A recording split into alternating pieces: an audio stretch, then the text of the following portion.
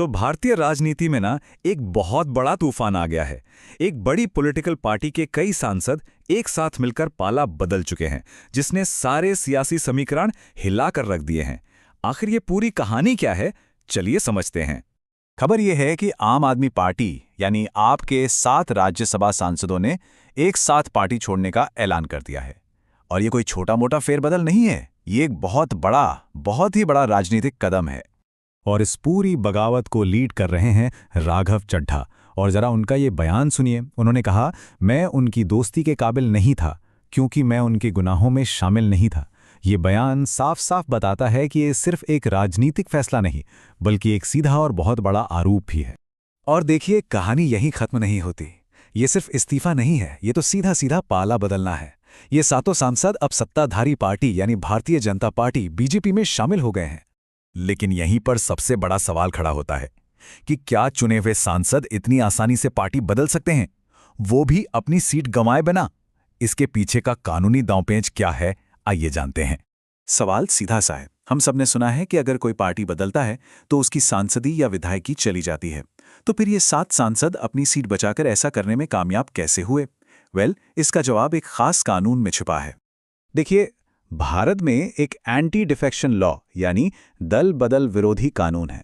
इसका मकसद ही यही है कि चुने हुए लोग अपनी मर्जी से पार्टियां ना बदलें।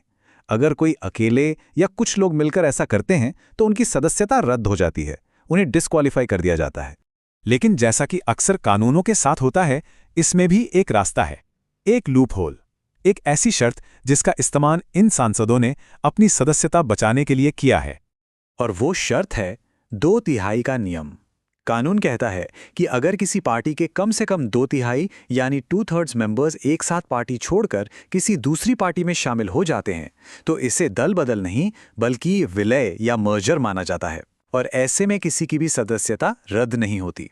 अब जरा इसका पूरा हिसाब किताब समझते हैं। राज्यसभा में आम आदमी पार्टी के कुल सांसद थे 10। इनमें से 7 ने पार्टी छोड़ दी, मतलब 70%। अब कानूनी तौर पर विलय के लिए कितने चाहिए थे? 2/3, जो कि होता है लगभग 66.7%। तो 70% के साथ ये कदम कानूनी तौर पर पूरी तरह से सेफ है। तो चलिए, कानून की पहेली तो सुलझ गई, पर अब आते हैं असली सियासत पर। सवाल ये है कि आखिर ये सब हुआ ही क्यों? इस कहानी के 2 पहलू हैं और दोनों को ही समझना जरूरी है। एक तरफ है राघव चड्ढा और उनके साथी, जिनका कहना है कि जिस आपका जन्म ही भ्रष्टाचार के खिलाफ हुआ था, वो अब खुद करप्शन में डूबी हुई है। चड्ढा ने तो यहां तक कहा कि वो सही व्यक्ति थे जो गलत पार्टी में थे।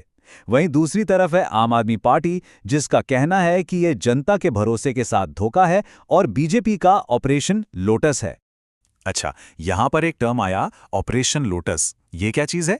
ये एक राजनीतिक शब्द है जिसे विपक्षी दल तब इस्तेमाल करते हैं जब उन्हें लगता है कि बीजेपी उनके विधायकों या सांसदों को अपनी पार्टी में शामिल कराकर उनकी सरकारें गिराने की कोशिश कर रही है। अब इस पूरी पॉलिटिकल कहानी में एक और दिलचस्प मोड़ आता है और ये सीधा सोशल मीडिया से जुड़ा है। मामला है डिलीट किए गए ट्वीट्स का।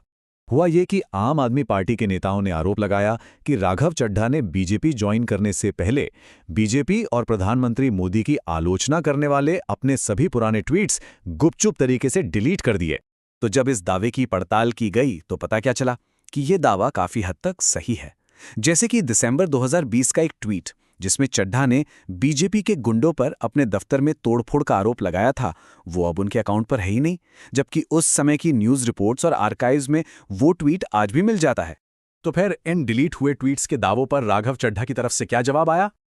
और यहीं पर बात और भी दिलचस्प हो जाती है। स्रोत के मुताबिक आम आदमी पार्टी के लगाए गए आरोपों में से यही एकमात्र ऐसा आरोप है जिस पर राघव चड्ढा ने सार्वजनिक रूप से अब तक कोई भी टिप्पणी नहीं की है। बिल्कुल चुप्पी। तो अब आगे क्या? इस बड़े राजनीतिक उलटफेर का भविष्य क्या है? इसका असर किस पर और कैसे पड़ेगा? देखिए, आम आदमी पार्टी के लिए तो ये एक बहुत बड़ा झटका है। राज्यसभा में उनकी आवाज और ताकत दोनों कम हो जाएगी। बीजेपी के लिए ये एक बड़ी जीत है, लेकिन साथ ही उन पर वॉशिंग मशीन होने के आरोप भी और गहरे होंगे।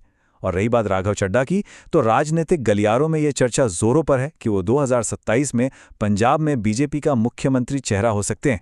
ये पूरी घटना हमें एक बहुत बड़े सवाल पर लाकर छोड़ देती है कि जब विचारधारा इतनी फ्लेक्सिबल हो, जब दोस्त दुश्मन और दुश्मन दोस्त बन जाएं, तो राजनीति की असली करेंसी क्या है? क्या वो जनता का विश्वास है, सत्ता की ताकत है, या फिर सही समय पर लिया गया एक सही फैसला? इसका जवाब शायद वक्त ही देगा।